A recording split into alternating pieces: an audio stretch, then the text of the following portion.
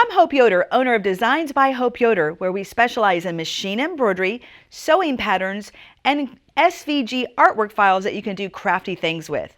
If you're watching this video, that means you own the Craft and Cut software.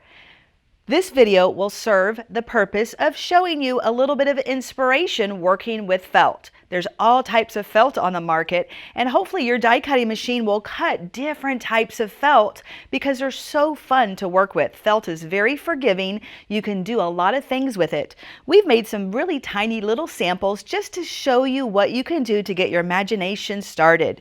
I like to use felt to make little charms that hang off my scissors or my USB sticks. They're great projects to hang off your scissors when you go to class. That way you know which scissors are yours. We have a little bit of wool felt. We created a little sample where we embroidered from our Tiny Tots this cute little kitty cat. Here is one of my favorite because I love tea parties, and so we've done a little teacup off our celebration collection where we've cut like a postage stamp shape.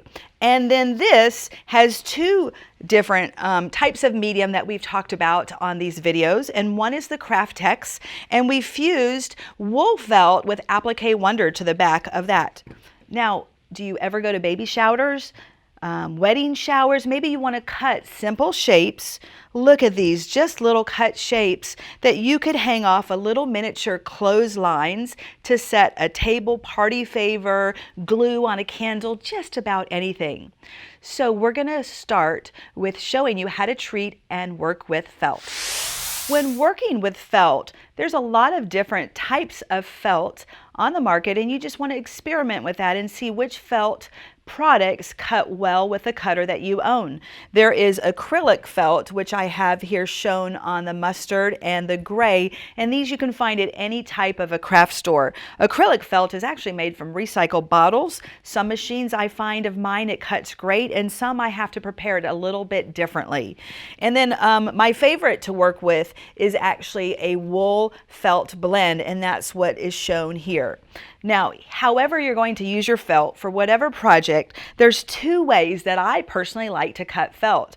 Number one is I will use a pressure sensitive fusible webbing, and my favorites are Applique Wonder or Aplastic, and these are Floriani or an Alex Anderson product. And so what's nice about these, number one, is it comes with a carrier sheet on the back, and it's kind of non-stick. It feels like almost a parchment paper, but it's not. And so this doesn't stick to the mat when I put it down.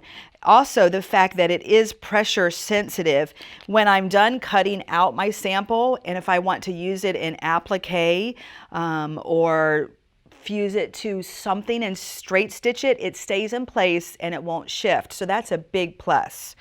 The next way, if I want felt cut out where I don't want fusible and I just want to have a nice little die cut to use as an embellishment or a party favor, then rather than trying to put the felt on the mat, I treat it with iron-on tearaway stabilizer. And my favorite is the Heat and Stay iron-on tearaway. And so I have that iron to the back of this, and let me just kind of pull it off to show you that I really have it ironed well so that it's not going to come off, and it totally stabilizes the felt and it cuts beautifully. So if I was going to use this in my cutter, this is the Applique Wonder or the Applique stick, Aplastic, I would put it down so the paper is still on the felt and the paper is facing down, and then you're going to scrape it down with a scraper to make sure it's firmly fixed to your mat. If I didn't want any fusible on the back and I want it to end up like this, then I'm going to use my iron-on tearaway. Same thing, I'm going to put the tearaway side, the stabilizer side down on my mat and scrape it down. Now then I would take my mat and I would run it through my cutter and cut out my shape. When I'm done, to take the felt off your mat, rather than pulling it off the mat, I find it so easy. This helpful hint from Hope. Remember this next time you're working with wool felt. Turn your mat upside down and slowly roll the mat off of your felt. This way the paper won't get stuck to your mat, causing a lot of extra effort in cutting it out. Same thing with the tearaway stabilizer. Roll the mat off of your felt. When you're all done, then you're ready to peel off your little shape and use it however you wish. Now, sometimes when you cut, you may cut through the paper, and that's okay.